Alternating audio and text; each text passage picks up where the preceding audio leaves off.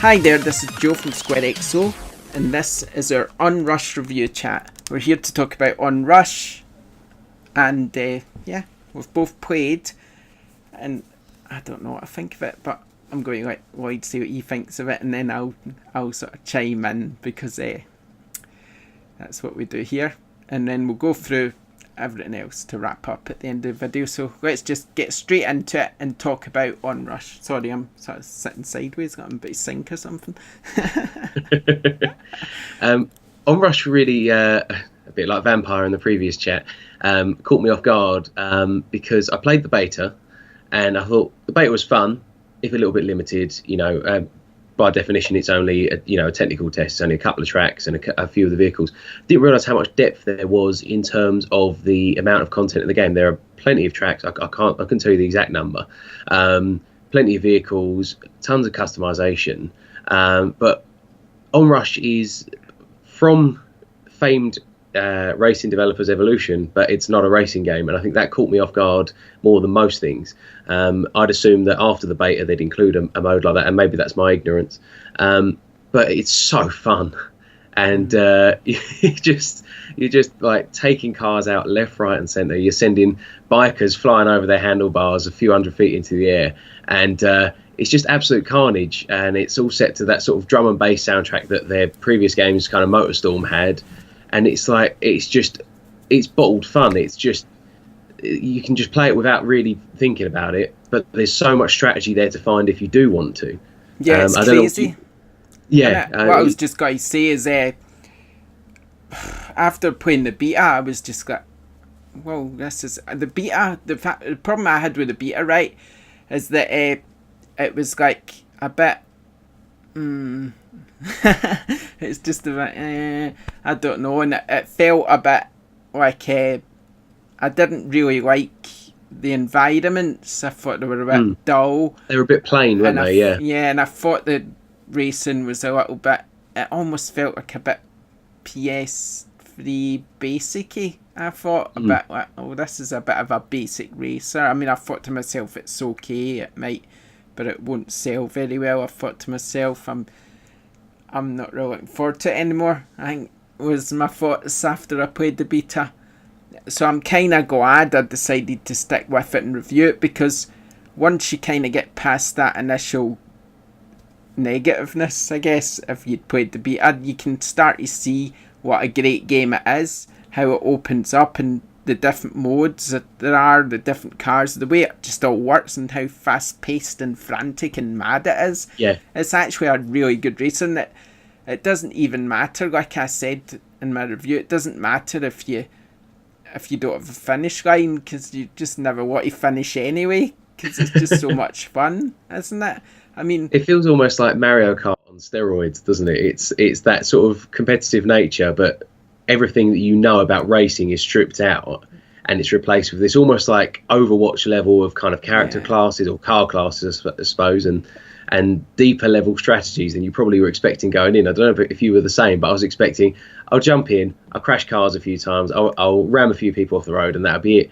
And then I'm sort of like, oh no, I want to use this vehicle for this mode, and I want to team up with this car and stay close to this one. And it really opens up. It's funny you should say that, because like in my review, I kind of compared it to an online shooter, and that's what I see when you say about choosing different cars for different modes. Just the way you've got a sort of heavy class, and you've got the support class and stuff. It's like a shooter for cars, and that's what it feels like. And I love the different modes too. For instance, the mode, I can't remember the name of the modes. I'm terrible at that sort of thing. But there's the countdown. Is it called? The one where you have to go through the gates. I think it's called Countdown. You go through the gates, and then basically you've got two sets of teams, both with a counter of 40 seconds, I think it is, and it keeps counting down, and you need to go through these gates to keep your counter from going down. And the gates are really small, but when you go through them, they open up for everyone else. But yeah, I really like that mode. I thought that was fun. And then there's the zone mode where you have to stay in a zone as well. So you're driving, try to stay in a zone, but you're going against your natural instinct to trying to go fast. because if you go too fast, the zone will be way behind you. So you kind of and you're also sort of playing defense, aren't you, as well? Because you've got cars coming up behind you, cars to the side, and you're sort of trying to hold the zone, but also you're just trying to, stay alive. Because I don't know if you found it, but the AI of the particularly the computer players that are on the opposite team. I mean, there's the fodder ones that you just ram into and they go. But the AI was actually really good, and there were a few times where it just came out of nowhere, just completely took me out. They saved up their sort of super meter to take me out, and it felt like I was playing with people. But I know what you mean. There's so much diversity in the modes, and in the main one, I believe it's called Overdrive, where you're just trying to boost as much as you can to fill up your boost bar, and your team's got to fill up theirs before the opposition fills up theirs. It always feels like a close game. It always seems to go down to the wire and goes down to overtime, but it never feels forced. It never feels staged. You're constantly on the edge of your seat, and it's frantic, isn't it? It's tense, and what I like that one brick. What I like is, unlike shooters, everybody has a sort of chance of winning. I've already had this most valuable player quite a lot of times, which is quite good for me. I'm like, ooh, I actually got most valuable players.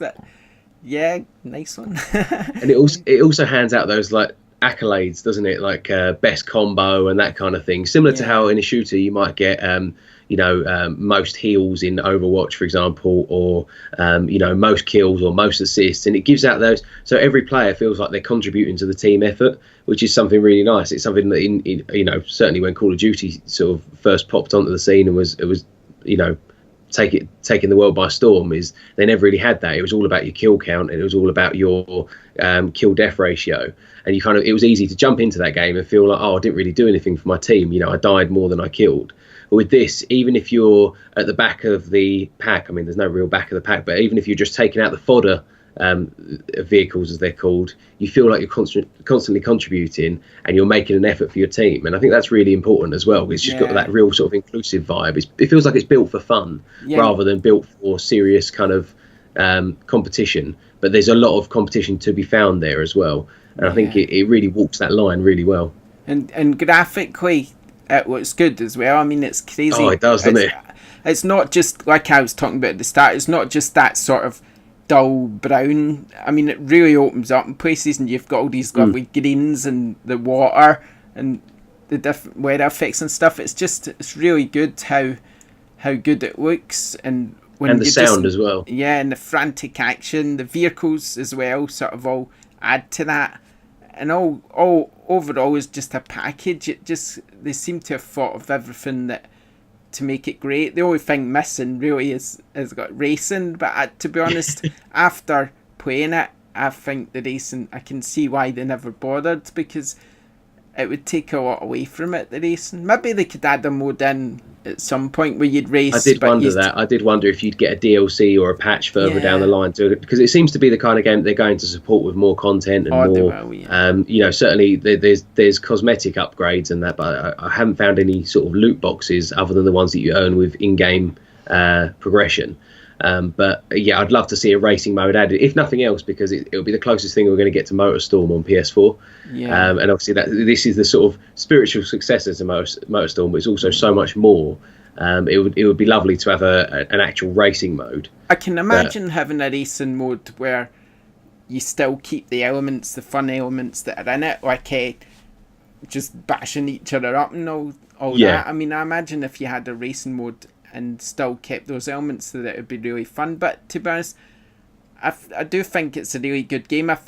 I guess my only worry is that it won't sell well, because either maybe the betas sort of let people down, or I don't know, maybe that's a tough thing with racers. It's just a bit of a niche. Although I think it's coming out at the time of year though. Yeah, there's a bit of a drought now, isn't there? Same with Vampire that we spoke about last time. It's that kind of, there's that summer drought now until sort of September's the big month, isn't it? And then that's presumably with some E3 announcements, the autumn and winter's going to be absolutely stacked. But I mean, I think I'd hope it sells well, but I do worry for it. But I mean, I guess to wrap up, what I would just say is that I think you should check it out, because it's really good. It's a really good racer. It's really good fun, don't you think? So, yeah, it's weird to call it a racer because it's not a racer, but there's no real word for it. It's not, no, it's hard to say. But I call it a racer. It's not because like Twisted Metal where the idea is to destroy cars, because you are still moving around a circuit. It's not like you're in an arena, but it's not quite a racer. It's such a hard game to describe, but it's well worth a try. I guess I call it a racer just because it's cars, but and it's just unusual that you're not racing. But I guess in a way you're still kind of, sometimes you are kind of racing to catch up with a pack again if you get knocked out the game, and then you have to catch up with them and crash into them. I think one more thing actually, just before we do wrap up, that I would like to say is that being in front is like a disadvantage. Yeah. And it's like if you're in front, you've nobody to bash into, so you can't then build up boosts.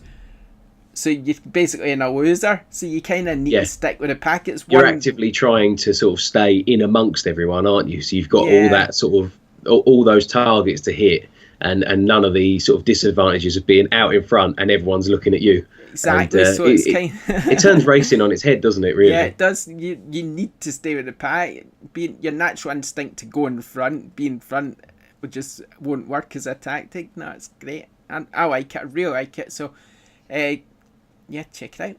And thanks for joining us. Before we go, I just want to give a shout out to our website, squarexo.co.uk, and also to follow us on Twitter at twitter.com/square_exo. And please, if you can, if you love our content, back us on patreon.com/squarexo. And that's all I've got to say for now. We'll be back with another video very, very soon. In the meantime, thanks for joining us, and we'll see you next time. Bye. Say bye, Lloyd. Bye.